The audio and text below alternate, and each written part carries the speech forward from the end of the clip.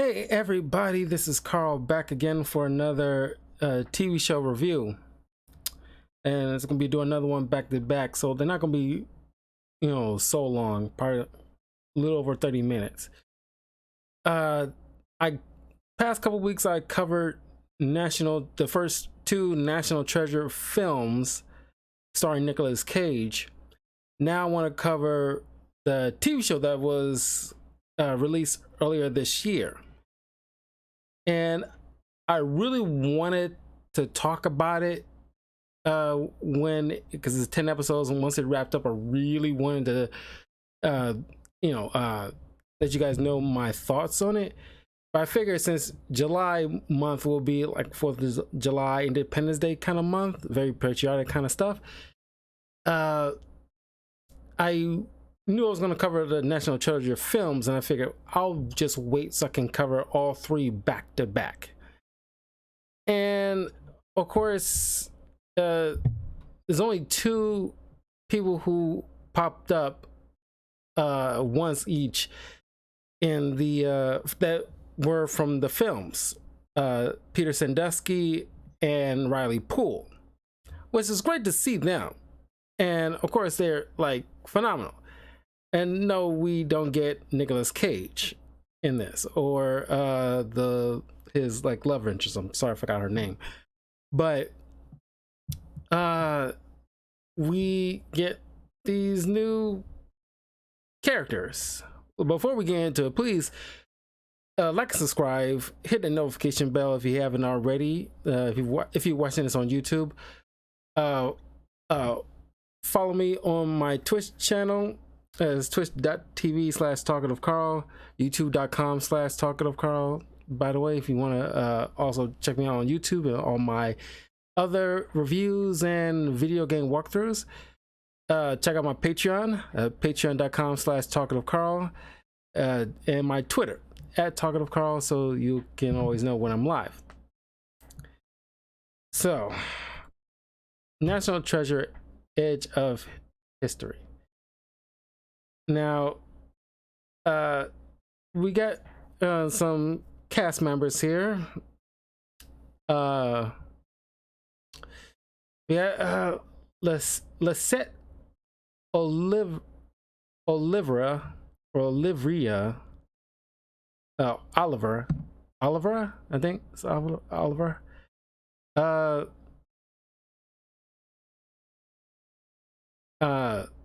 Who is like a young DACA woman living in Baton Rouge, and I'll get into about the whole situation with the locations pretty soon. We got Zuri Reed as her friend Tasha Rivers. Oh, and Jess is like Jess Valenzuela, the main lead of the show, who's like the kind of like fulfilling the role of the Nicolas Cage part. We got Antonio Cipriano as Orrin Bradley, a friend of Jess, boyfriend of Tasha, and a sneakerhead. You got Jordan Rodriguez as Ethan Chow, an old friend of Jess as well. Jake Austin Walker as Liam Sandusky, a musician, bar worker, and grandson of Peter Sandusky, and Jess's love interest. And we got Catherine Zeta-Jones as Billy Pierce, the villain of the film, and Lydon Smith as Agent Ross, the FBI agent in the show that's gonna be like helping out Jess and her friends. Now, okay, first things first. Okay, well, I should go over the story in a nutshell before I get into certain issues I have of this. Okay, Jess, uh, wasn't born in America. She was born in Mexico, and her father was part of this secret, uh, like this secret members who of like treasure protectors. It's like they reused that same title like they did in the first film. Treasure protectors, who he was, you know, he was part of this, like, you know, bloodline of these three particular women who, after the conquistadors came to the New World and pillaged the native inhabitants of the area, these three women had like these boxes. One from like the Inca culture, the other from Mexican culture, and the other from Mayan culture. No, Mayans the Mexican, like Maya, Peru, and Inca. And all three of these cubes holds like kind of like hieroglyphs of a map to this treasure that they hid away from the conquistadors and Hernan Cortez. Try to keep the gold, all this wealth from the Cortez and the conquistadors. And once again, just like in many of the treasure globe-trotting kind of movies, it's like these ancient people leave out breadcrumbs for people to follow. If you're trying to hide something, you're not going to leave breadcrumbs for somebody you think like they might be worthy of following these clues to get to this sacred treasure. It's like, don't leave clues if you're trying to hide something. But regardless of that,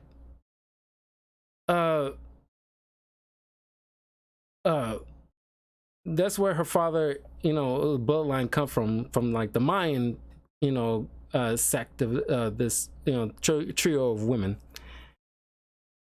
And I gotta say, if there's like a trio of women, you'll think that she will probably partner up with somebody who is part of the Inca and the Peruvian bloodline of the other two of the triplets. Not triplets, but the other two of the three females. But you don't get that, which is, now I'm thinking about it, kind of would have made things a little bit more interesting, because like you have these group of friends and it's like, and you partner up with this love interest. It's kind of like, well, you got this little necklace that's kind of like a emblem of this secret order from that started with these three women, and it's like just could easily have met up with, like, you know, another person who was, you know, other two people who was part of this thing too, that all whittled down to these three modern day people trying to carry on, trying to find this sacred treasure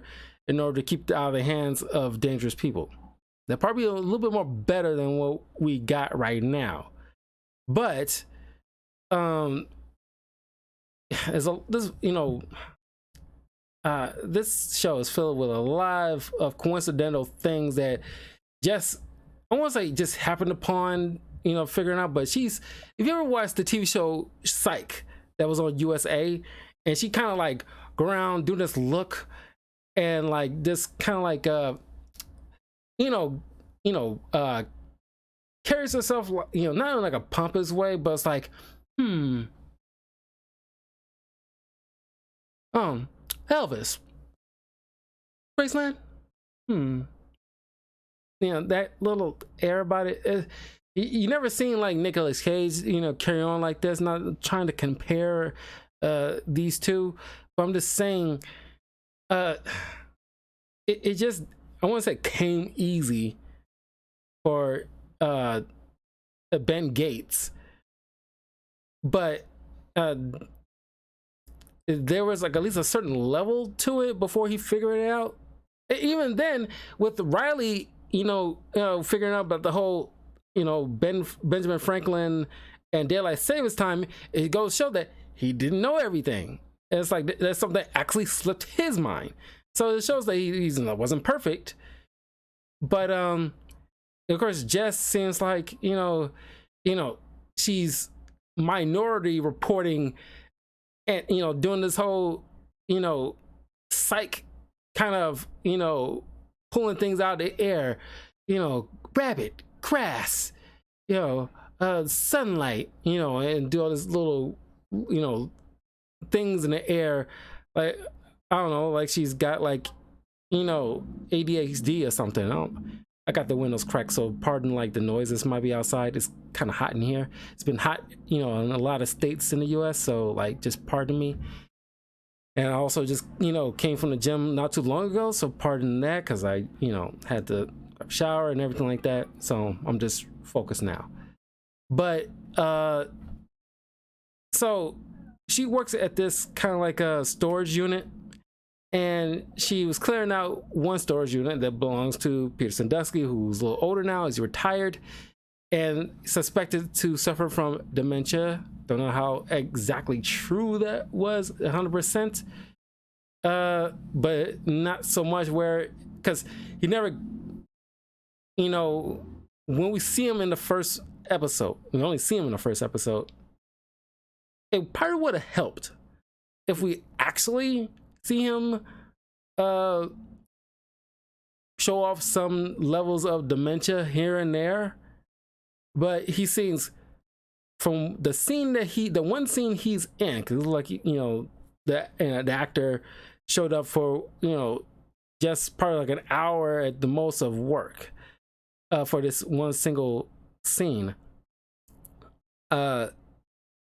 He, the writers could have written in that like he's confusing some people with, because they told not show, and it would help like he showed like confusing people with other people, but then he had like a moment of clarity when he sees Jess and the necklace and everything like that, and they went on with what we got. But we didn't get that. He seems very coherent, so this whole diatribe about him suffering from dementia seems like could have added that in, but you kind of sound like you just forgot about it. But he sees the necklace after she explains to him that you didn't keep up with your payments, you gotta collect your stuff, blah blah blah. He sees the necklace. She tells him that it was left by her parents.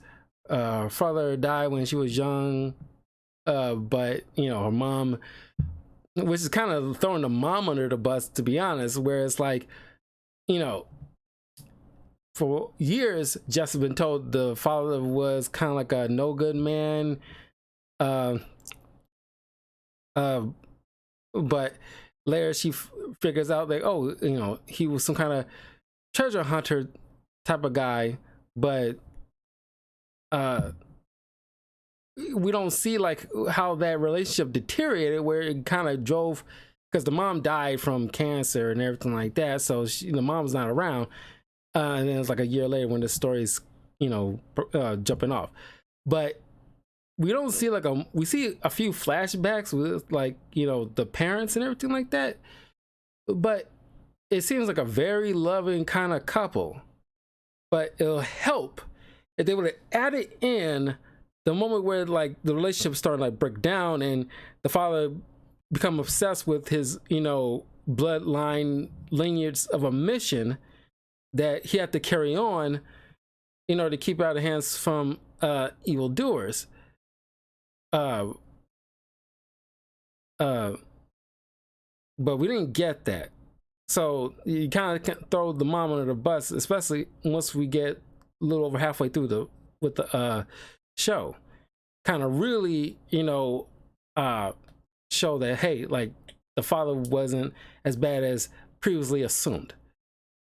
But Sandusky sneaks in like a letter I forgot what the letter was, but pretty much, get the ball rolling about finding this treasure. And now it's up to her to find this out. And he's being monitored by Catherine Zeta-Jones' character Billy, who's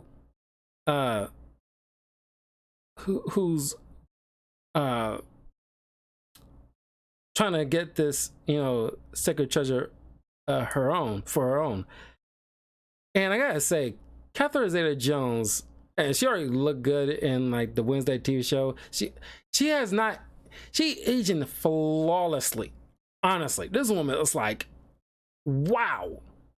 And it's like, almost breaks reality how good she still looks. My God. She's like, what, 50 years old probably right now? But like, wow, she is phenomenal. She's just phenomenal. Wow.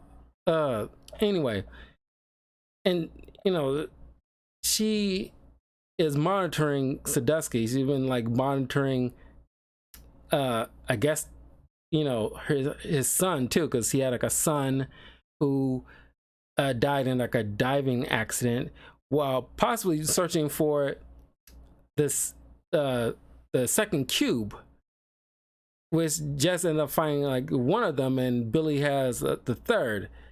Well, she actually has both now, because she later on find out that she probably had a hand in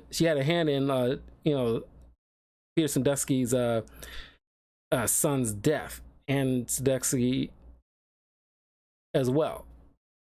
But now it's the grandson who doesn't want anything to do with this whole treasure hunting thing, because he sees it as destroying his family. Of course, he's the dreamboat Chad bro, guitar player kind of dude, who just falls for her. Which, yeah, like a little bit. I'm not like, it's not cliche, so I kind of am thankful for this, but the oldest friend, the guy,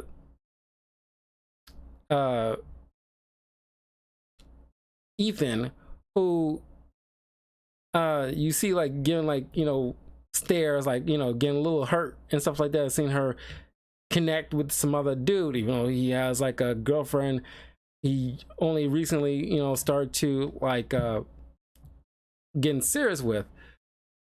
But then it's kind of like the movie kind of grinds to a halt when they got to deal with that a couple of times in this season, and it's like,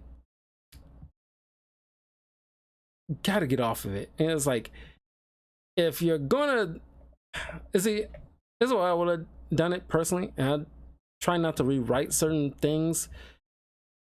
But if there's gonna be like a love interest, either make it Ethan, stick to it without having to drag like a love triangle BS crap, where it's like, have the new guy be platonic, or have somebody that he's with or whatever, without this melodrama CW bull crap. Now, of course, they don't go as hard as CW would have, but it's just like, if you're going with having Liam to be the love interest, don't seed in the whole Ethan getting slightly jealous. Not even slightly.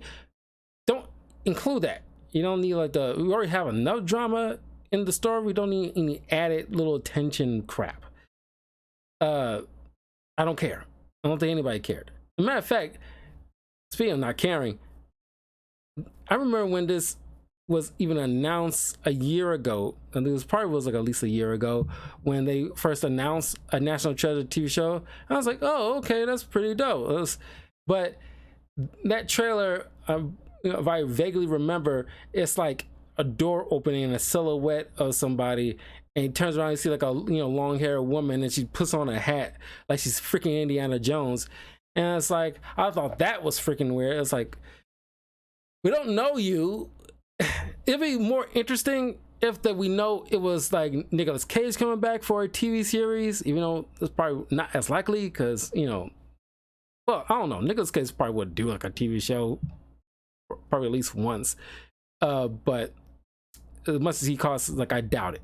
But you doing this kind of like, we don't know this woman. I'm pretty sure she's done plenty of other work, but she's fairly new, especially to me, because like I never seen her or any of these actors before, outside of the ones that I've seen in the movies and Catherine Zeta-Jones. But you doing this whole like, you know, like secret reveal, like who is it? Like we don't know you. Like why are you doing this whole, you know, aloof thing with this? It's like just show who's the main character, who's going to be the new character for this season.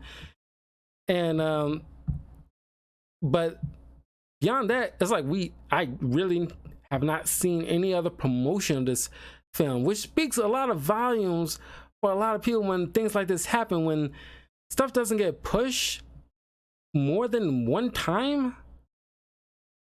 That's a problem. It means that more than likely it means that, you know, people behind this, or at least studios, doesn't have any faith in this project.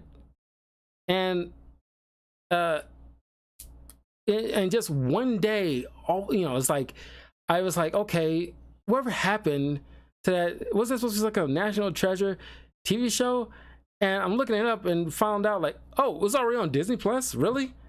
Because there was no, you know, month later, it's like one more month, you know, National Treasure Edge of History is coming out. I was like, did not get any of that. Now it still did like a weekly release of the episodes, but it'll be like a probably like a bad sign in this day and age to have all the episodes shows up all at once, because they're going to do that to the Echo TV show, which is not a good look. Means like, because that's why, you know, same thing with the Boba Fett TV show. Stop giving these side characters, just, you know, stop doing these backdoor pilots to other shows, because it's like they're pushing really hard for this Echo girl who was great in Hawkeye. You know, didn't have no problem. I don't think anybody didn't have a problem with the character, but we don't need a whole show dedicated to an Echo character who, I guess you're trying to do the whole Guardians of the Galaxy thing, raise like a C-level character to an A-list status, but it's just like, you know, that's not gonna always work. And it's like, she's a supporting character. I'm sorry, Echo's a supporting character, and to some extent Boba Fett is a supporting character, not necessarily meant to lead an entire show on their own. And you know, it just, you know, this Edge of History thing is like, man, they didn't have that kind of support. And by all rights, maybe it's part, I want to say it was, I'm about to say like probably wasn't a good idea to make a TV show out of the National Treasure. Now I wouldn't go that far, but it just seems like you didn't probably have like the budget, and that speaks to the fact that you only get so many locations in this entire season, aside from like, you know, going to this prison to break, because surprise, the dad's not dead, he's actually like alive, and he's in a Mexican prison. Try to keep the secrets locked in his head away from, you know, this other, you know, arcing villain that Billy works for named Salazar. And then there's we go to like the Alamo, which originally is from Mexico, not the one in Texas like we probably usually used to. But and then like this jungle scene in this, you know, swamp area. But beyond that, we're primarily, you know, going to Sandusky's house. You only see that his own one room in Sandusky's house, Jess's place, Billy's little airplane thing. Like, you know, if you ever played like the Splinter Cell games, you know, that flying little HQ that they have is kind of like that. Uh, and those are like probably like the and then the bar, and those probably like the primary places we pretty much seeing. You know, we go to, you know, certain locations like Graceland and, you know, the other stuff that I mentioned, but it seems like they can't, because half the fun of these kind of franchises like Indiana Jones or the National Treasure films, or Uncharted and like, you know, Tomb Raider, is going to these other locales. Whenever like a clue is like sending them to another place, that is part of the fun. But you're very limited, and I get it's a TV show budget, but if you're going to make a National Treasure TV show, you good guard darn well you need to, you know, flip the bill, and you don't have to actually probably go to certain locations, but you know, we got to see more than just 4 locations in, you know, that's at home, the half of which are in home in Louisiana, or Baton Rouge, or whatever. That is, it was kind of like kind of lame, but anyway. So when Jess eventually finds like this box and get her friends to help her out, they come to realize that Billy ended up kidnapping what's his face, Orin. You see, like, you know, other than Jess, it's like, you know, and like the people from the movies and Catherine Zeta-Jones, I don't really recall like a lot of these other people's names like that. But got kidnapped and trying to, you know, figure out the way to rescue him and set up a play at this what you call it, like this big platform boat where, like, you know, the Navy, where they have like, you know, jets flying off of it. It's almost like a helicarrier, but you know what I mean, what I'm describing, where there's like a gift shop set up and everybody get to visit and look all around and everything like that to try to, you know, rescue Orin, like do like a trade kind of situation.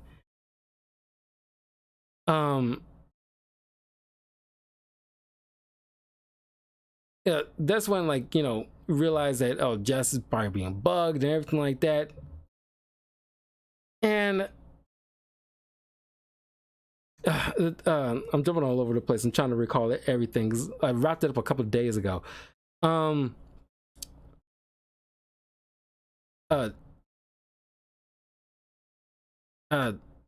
They want to, you know, recruit Liam in this because, you know, he probably has some insight, try to find like this treasure before Billy does.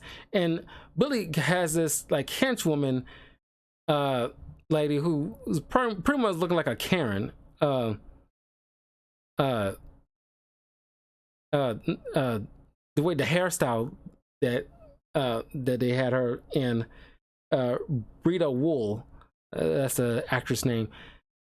She's got this kind of Karen hairstyle. I'm sorry, it just screams Karen to me.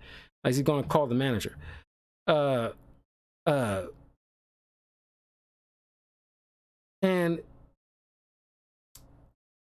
you know, they eventually find this old tape of Jess's mom, and he sees, like, you know, going to this lecture about these 3 women, indigenous, from 3 indigenous cultures, come together to try to hide this treasure. Of course, you know, during this lecture, this is, you know, for the most part speculations, but you know, they're like getting close at that time and trying to find it, which kind of, like I said, throws the mom under the bus, because it makes it seem like, oh, the father threw his life away, or he you know, didn't put any time into the family, which is kind of proven untrue given the fact the home videos that Jess is looking at. And it shows that she's, you know, probably like just as interested in finding this treasure as the dad is, but I don't know. It seems like the mom was thrown on the bus very hard. But while we're on this particular scene, because if I had anybody that I cannot stand, it's not even the actress's fault, it's just the writers. But this is where, because you can tell what kind of writers are involved in this, because they, writing these 20 somethings and, year old actors in a way like they're, like they think 20 something year olds of today would speak, and very buzzwordy Gen Z, just stereotypical talk. And on the video, you see one guy in the audience, challenge Jess's mom's theory, and then Tasha blurts out, and she's like the worst of this, where it's like, who's Mr. Mansplain? Bitch, shut up. Okay? It's like, not everything is mansplaining. A guy who's happened to, be a guy and challenges somebody's theory who happens to be a woman doesn't always equate to mansplaining. That's why, like, it's mostly the writer's fault. And he trying to make it seem like it's supposed to be funny or something, maybe. Or like, yeah, he's mansplaining to her. It's like, shut up. And, she gets probably like the worst eye-rolly lines where she's, when he was like running away from the henchwoman, they was, running through like this restaurant, and, it's like, oh, is she telling the maitre d' like, oh, this is so-and-so from the Hamilton play. And it's like, oh yes, of course. And like it talks like, I didn't know it was like this person was in Hamilton. Oh, she should be. She was America's first feminist. Okay, it's like, maybe it's an interesting fact, maybe, but it is like, you did all that just to throw that in there. That is just like blatantly in your face, kind of like very ham-fisted way of trying to like speak to like a particular people. It's almost, it's not at this point, but you're like 2-3 steps away from being that Velma TV show where it's just like, a show for Gen Z kids, made by Gen Z kids, only for Gen Z kids, and it's just to be the most eye-rolly thing ever. And it's like, you can't help but think they're trying to shove some kind of, I won't say agenda, I don't want to go that far, but it's just this stereotypical Gen Z buzzwordy talk, and it is just nerve-wracking. And it's just like, you can't let the story speak for itself. You gotta, it's like the way back in the 90s where like you get like, you trying to reach the kids, so you guys, they have some kind of adult try to speak like hip-hop lingo, like, sup kids, let me rap at you. It's like that, and it's so cringy, and just speak like a normal person. But it's a lot of that in here, and it's like, it kind of really turns me off. I'm sorry, it does. But so after watching the video, they come up with some clues, and they realize that there's a clue in Graceland because Sacagawea, along with who's helping Lewis and Clark on their expedition, and there was this black guy, which is probably like the more interesting fact, more so than that Hamilton crap, where there's like a black guy who, I'm sorry, the name escapes me, but it'd be an interesting kind of kind of like a movie to be made about that kind of person, but who also helped along with the expedition, but obviously didn't get the credit. Who helped hide away, a piece of the clue. And well, he's supposed to have gone to DC in order to deliver it to the president at that time, but he had to make a rest stop in Kentucky, and he was shot and killed. So eventually we realized that something happened there where one of the Native American people around that time, who turns out to be Elvis's great I don't know how many greats, grandmother, who left the clue there, somehow trickled down. Elvis became a mason, figured it out, left another clue in one of his guitars that's hidden away in Graceland, trying to do the whole Declaration of Independence kind of situation, where it's like, if you want to hide a particular clue, put it on something that is going to be preserved. So they did that with one of Elvis's guitars. And so they sneak into Graceland in order to get the particular clue. Of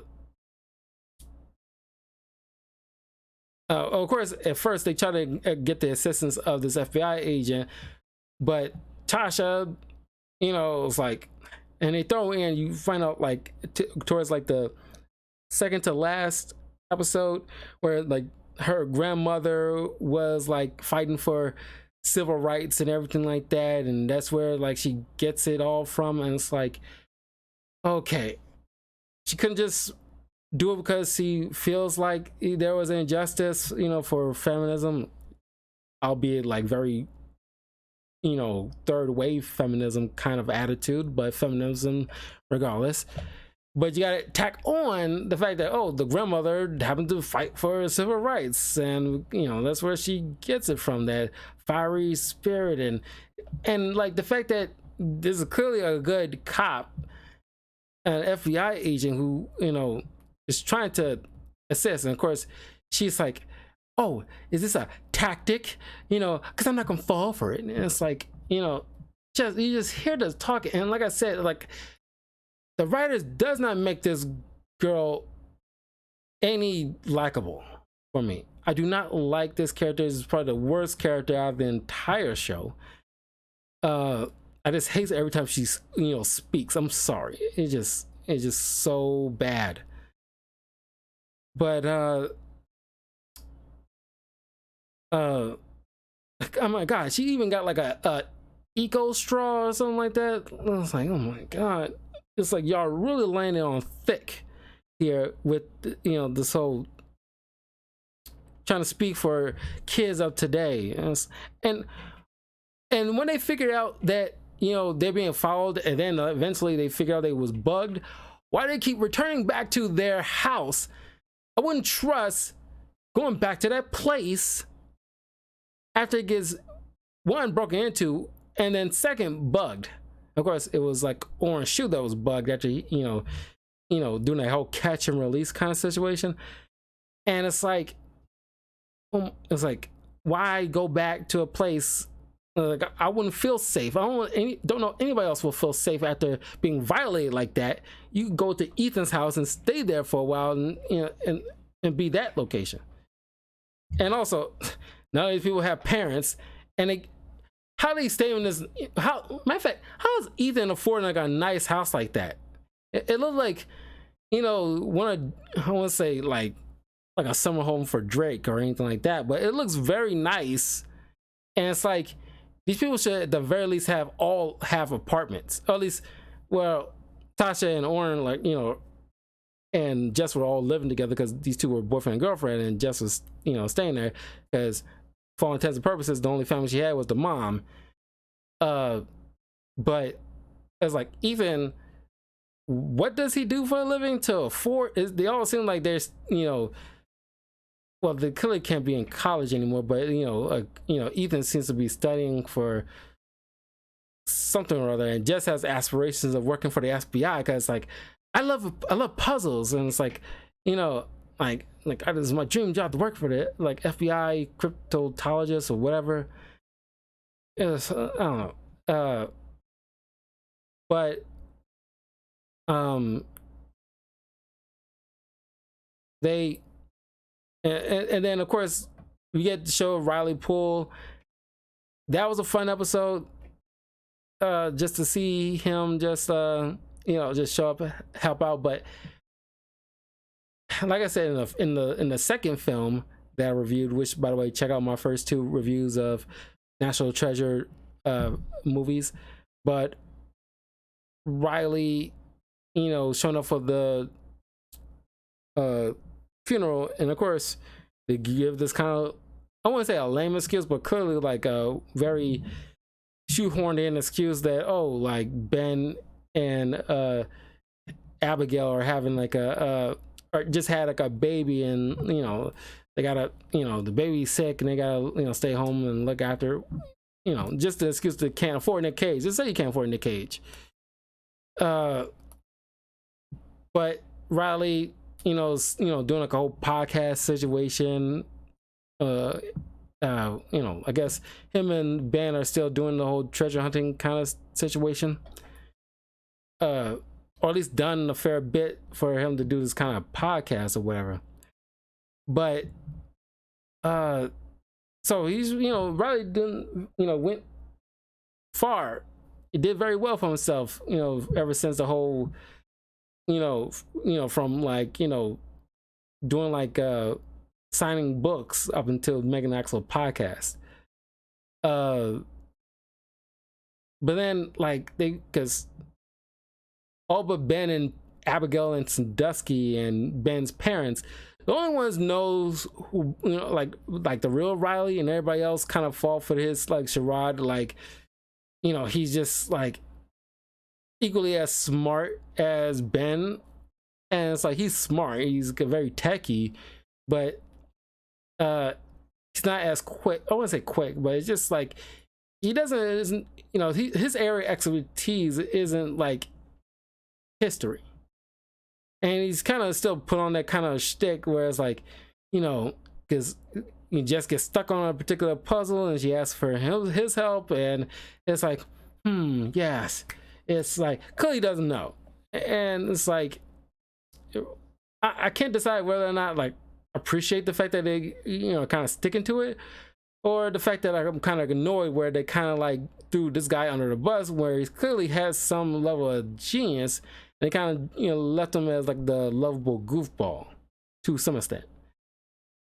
And you get this little moment where like he does come through towards the tail end of the episode, where it's like they get him and Jessica trapped in Sandusky's little safe room, and they figure it out.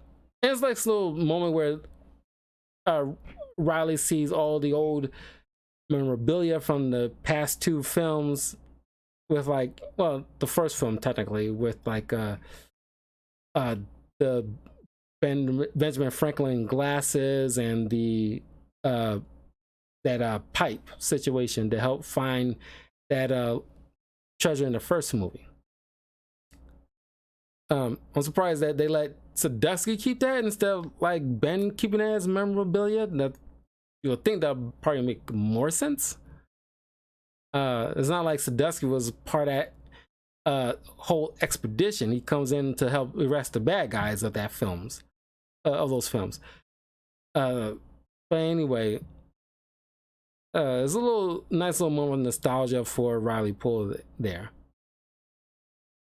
And of course they got out of the whole safe room, and it was Riley who brings up about the black guy who was part of the expedition. So it's like he's not like all the way kind of like have no knowledge of history, but it isn't to the same extent as like Ben Gates. But he also warns Jess like, hey, I talked to my friend Ben, and he got word from his mom that somebody named Billy comes, asking about this particular language, which she has like an expertise in like ancient language, and he wanted me to warn you that like somebody is leaking information to this Billy person, and it's probably one of your friends. So it's like you're gonna have to watch your back, which turns out to be like just Orange Shoe being bugged. But of course, at that moment, they start to suspect like Liam, and all that rigmarole, which turns out to be false. So whatever. And so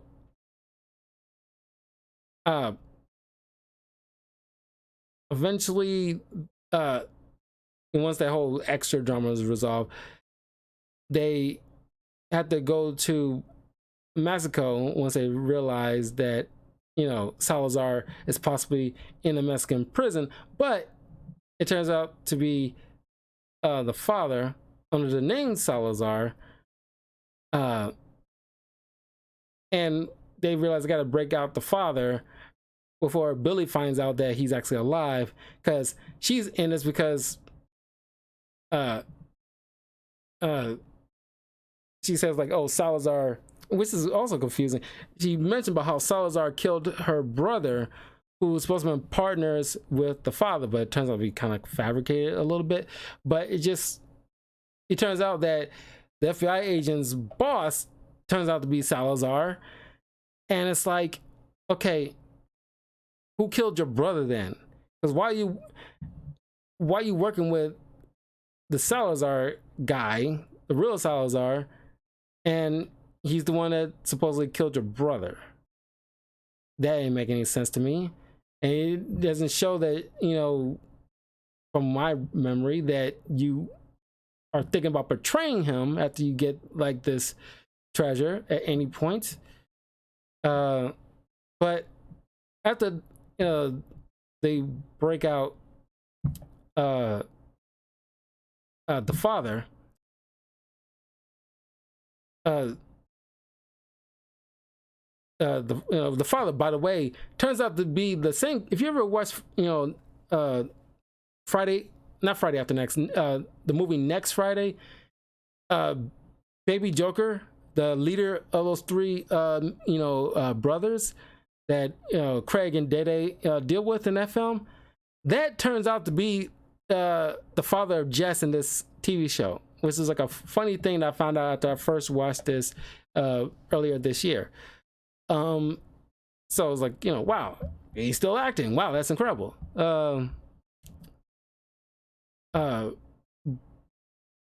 But while Jess's friends go back to America in order to, because considering that she's not legal citizen, it's going to probably be hard getting them back across the border, especially now that the father is a fugitive.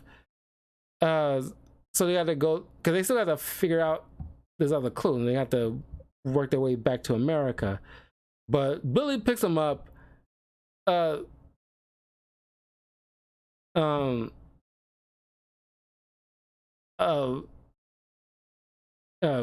FBI agent, thanks to Tasha and Oren and Ethan, who's been leading her to understand that Billy is the bad guy in here, because there's manhunt for Jess in America, and there's some kind of fabricated audio they somehow got, they don't bother to question, where they seemingly have their tech people to run scans, see if any fabrications, like, oh no, it's not fabricated at all.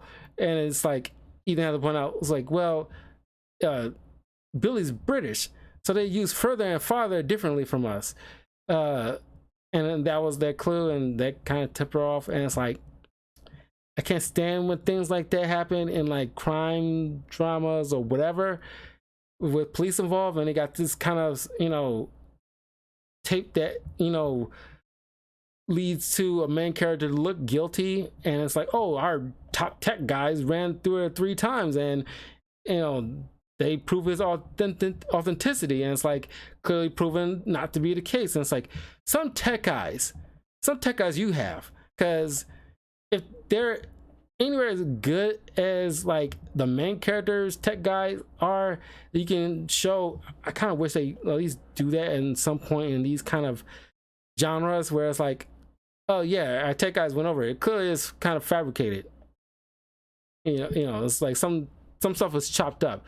There's too many people in like the YouTube industry and stuff like that when they do editing and stuff like that, because you can tell some things are chopped up. Anyway, Billy has Jess and the dad try to lead them through this devil swamp or whatever to try to figure out the last location where the clue is leaving them. And of course, it's filled with like these traps, and one like a statue that sprayed this gas that makes one guy lose his mind, and the henchwoman had to shoot him.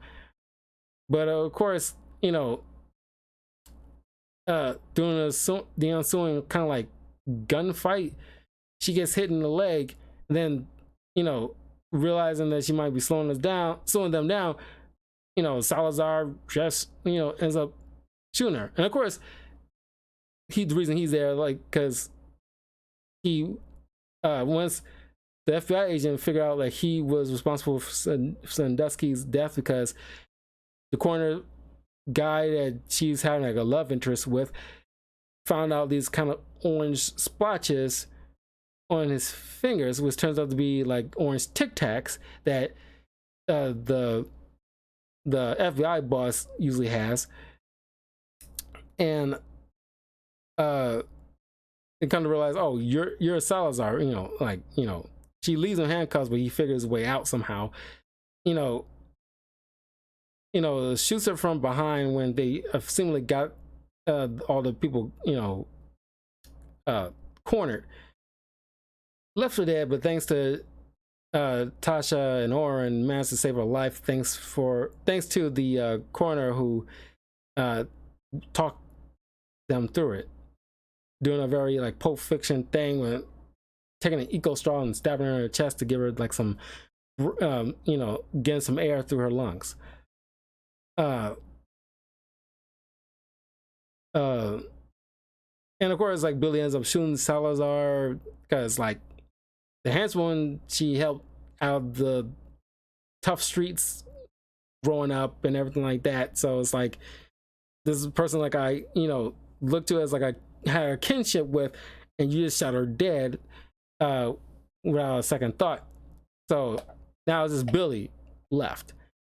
And of course, thanks to Ethan, the dad, Liam, and Jess, they figure out the puzzle, found the treasure, and they eventually like stop Billy. She gets arrested. They all take a little picture in front of all the treasure and everything like that. Then Liam ends up finding like another hidden treasure that's part of some kind of cassette tape and everything like that. They want to kind of hint at for season 2, which I highly doubt that's ever going to happen, because I imagine this show bombed, because I don't know how many people even knew it was on Disney Plus or even remember it's supposed to have been announced for Disney Plus. I don't. It's like I had to rewatch it because when I first watched it earlier this year, I was left kind of like it was hard to articulate at that time how I felt about the show, because it's like it's fine, but it missing, because Nick Cage brought some kind of sense of fun to this. Yes, Nick Cage got his kind of fun antics, but in these kind of films he was like very reserved, because the other stuff that's he's reacting to add the not insanity, but the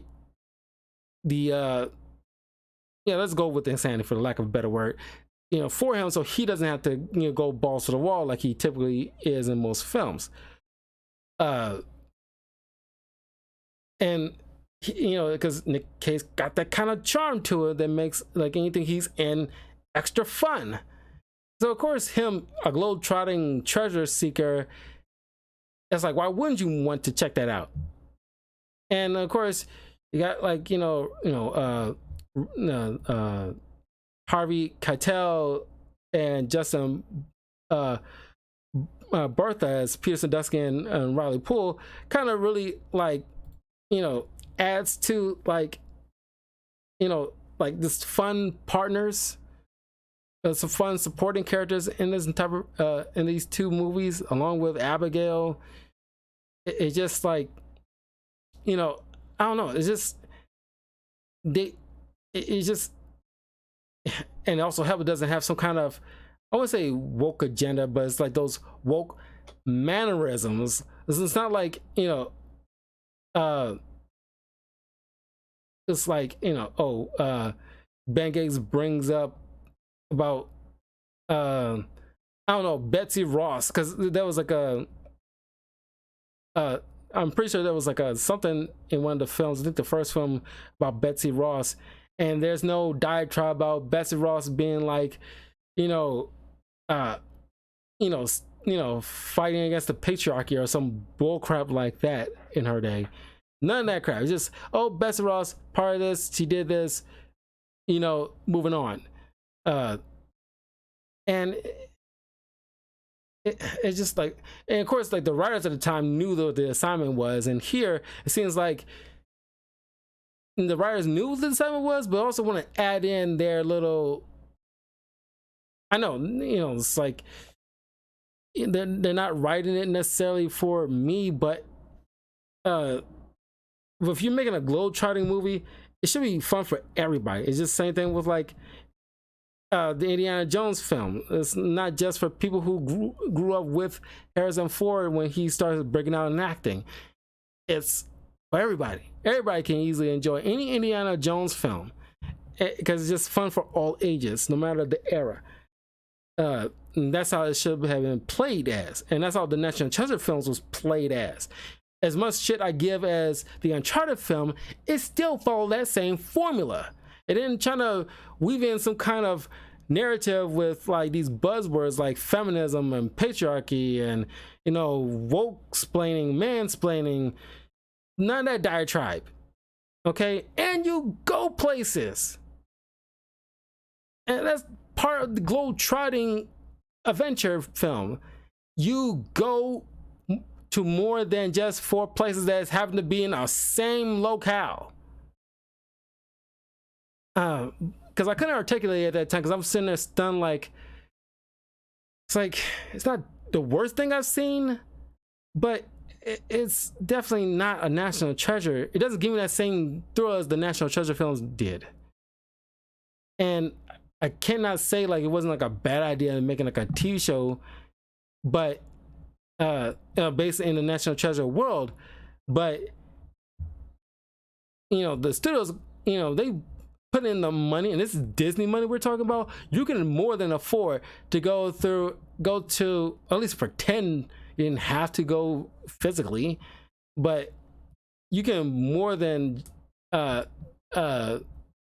get more than enough money to afford backdrops. Well, they did have backdrops, but actually like I don't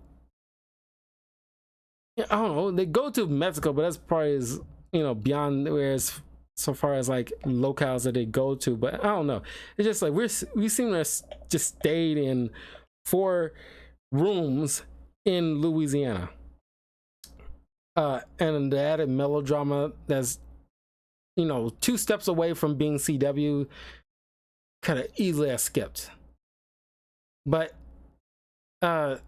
honestly, the National Treasure Edge of History, it isn't good. If I had to put it some kind of like it or hate it, yeah, it leans towards like the hate. I'm sorry, not hate like some vitriol or anything like that, but it's just like, no, it's not good. I don't even know if anybody of any age would find this any way as equally thrilling as the first 2 National Treasure movies. But I don't know, did you guys watch Edge of History? Let me know what you guys thought, because I tried, and there's a few things I like about it, but honestly, the bad stuff outweighed the good stuff that I did fine in it. Uh, but yeah, and I doubt it's gonna be like a second season. They barely promoted, this season, so I doubt they ain't gonna. There's no way they'll have like a second season at all. Uh, so this is coming kind of like forgotten. Because I can easily re-watch the National Treasure films because they're so much fun. They're so enjoyable. Highly recommend those. Skip this TV show. It's not good. Anyway, I will see you guys in like 10 minutes for an extra TV show review, kind of like a spur of the moment kind of thing. It's like a recommended anime somebody recommended to me that I went through the first season and I want to talk about it. Goblin Slayer. So I'll see you guys in at least 10 minutes while I cover Goblin Slayer and my thoughts on that anime. And after that, by the next week, I'll be back into going through Wolverine and the X-Men TV show, and the next X-Men comic book solo review that I'll be covering is X-23. So that'll be the next X-Men comic book. But the last 2 weeks of, no, it's like technically like in the last week of July, I'll be covering 2 movies in a row. Because Goblin Slayer kind of like, I kind of took the spot of the film that I wanted to throw in. So I'm going to do 2 movies back to back to wrap up July 4th month. So it will be Forrest Gump, one of my favorite Tom Hanks films. And I know it's probably like a year past the point of probably doing this, but G.I. Jane, the infamous movie that got Chris Rock slapped. So look forward to those movies next Thursday. So, and then by August, I'll be continue on with the X-Men films, wrapping those up. But anyway, I'll see you all soon. Take care.